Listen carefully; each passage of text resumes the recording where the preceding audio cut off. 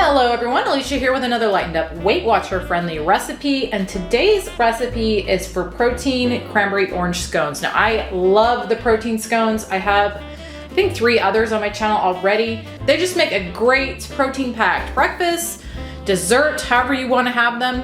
They are delicious, and like I said, they've got a nice amount of protein in them. Today's is going to be kind of holiday inspired with the cranberry orange flavors in it. I love cranberry and orange, especially this time of year. So let me first go over ingredients and I'll show you what you're gonna need to make these. First off, you're gonna need a cup of fresh cranberries and you're gonna be chopping these up. And then here I've got an orange. I'm gonna be zesting this for about 2 teaspoons of zest, and then I'm gonna juice it for 1.5 teaspoons of juice. You're gonna need some fat-free Greek yogurt. This Fage is my favorite. It's great for baking, but you're gonna need a cup. In here, I've got some self-rising flour. You're gonna need 2 1/4 cups of that. For sweetener today, I'm using Lakanto monk fruit with allulose. 1/3 cup of this, but you can use whatever your preferred no-calorie sweetener is. You're gonna need 2 large eggs. And then in here, I've got 2 tablespoons of butter that is frozen. You either want it frozen or very, very cold. And then in here, 3 tablespoons of unsweetened vanilla almond milk. To up the protein in these, I'm gonna be adding a scoop of this Isopure zero carb protein powder, or a scoop is 30.5 grams. This is our preferred protein powder, but you can use whatever yours is. You're also gonna need a tablespoon baking powder, a teaspoon orange extract, and 2 teaspoons sparkling sugar. And then finally, some cooking spray. And that is everything that you're gonna need to make these, so let me get them started. First thing I'm gonna do is get my oven preheating to 425 Fahrenheit, and then I'm gonna take my cranberries, and I did wash these very well.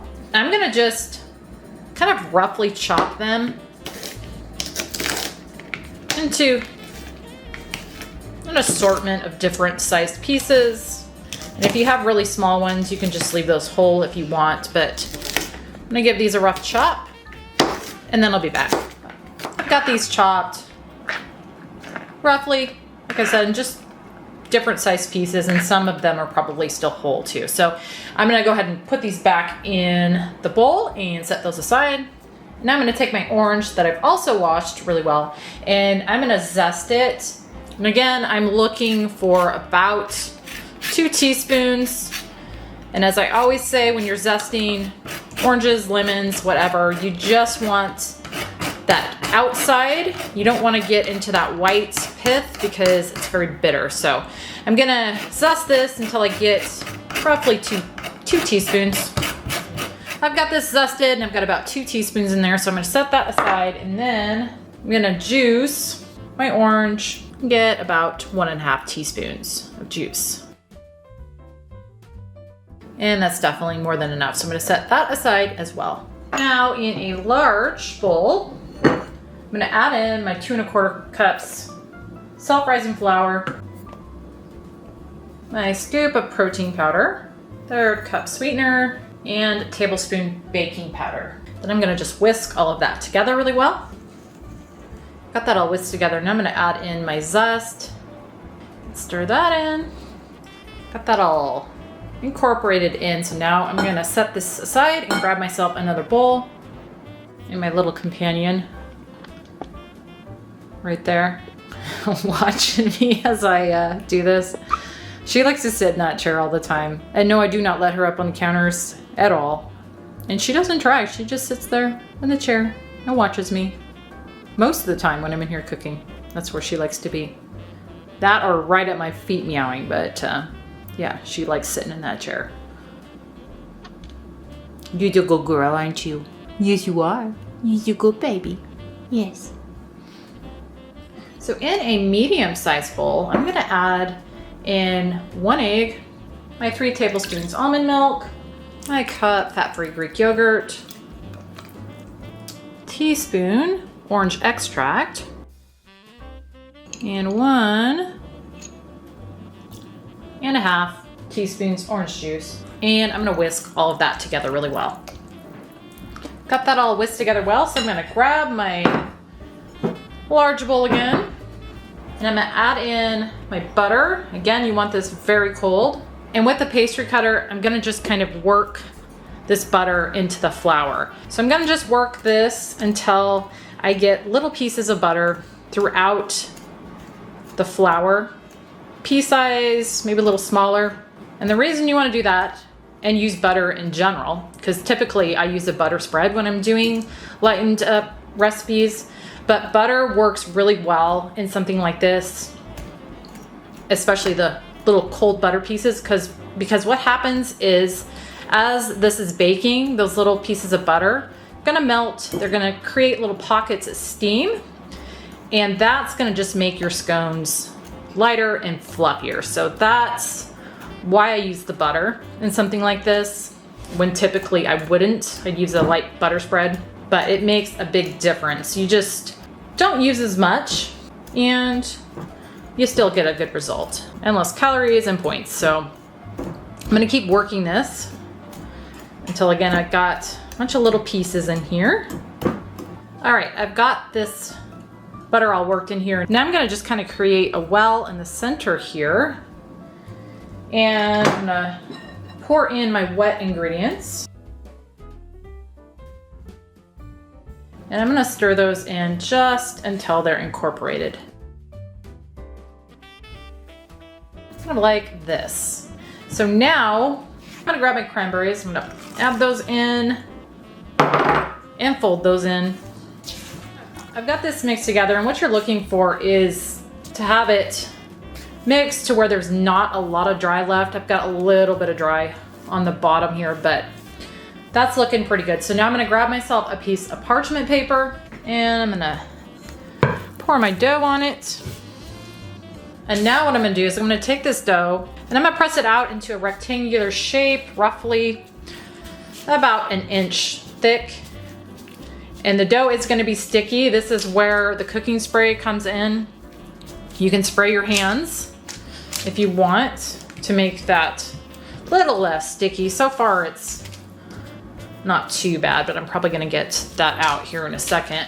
All right, I've got this pressed out to about an inch thick, roughly rectangular shape. I am gonna go ahead and grab my cooking spray before I continue. Spray my hand. So now what I'm gonna do is I'm gonna take the end and I'm gonna fold to the center. I'm gonna do the same thing on the other side. Fold that end over to the center. And now I'm gonna press this back out to a rectangular shape again of about an inch thick.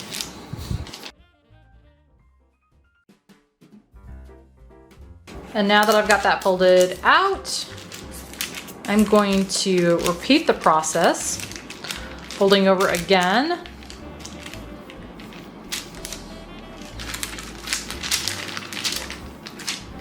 And pressing out again. And again, apply the cooking spray if needed, as this dough is very, very sticky. And this process of folding the dough over and pressing out like this is basically a way to knead this dough without overworking it. So I've got this pretty much pressed back out to an inch thick. So now that I've got this pressed out how I want it, I'm gonna grab a cutting board here, slide it underneath. And then I always do these the same way as far as shape and size. You can cut them however you want them now, but I always just cut mine down the middle, middle again,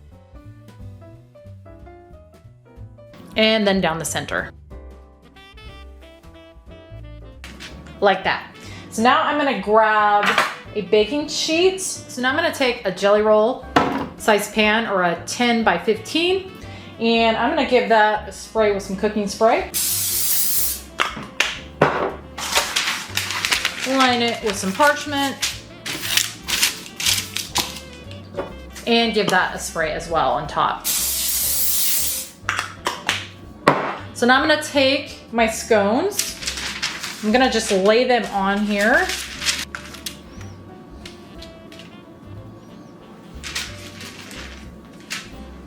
About an inch apart.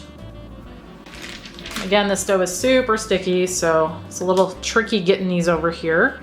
All right, I've got these all on here. So now I've got my last egg that I've beaten up here, and I'm gonna just baste the tops of these with it.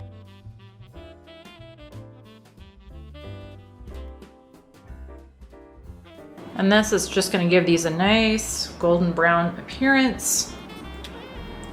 And you will end up with some left. So now I'm gonna take my sparkling white sugar and I'm gonna sprinkle it on the tops of these. And again, I'm using 2 teaspoons total. So I'm gonna just try to evenly spread that, 2 teaspoons on the tops here.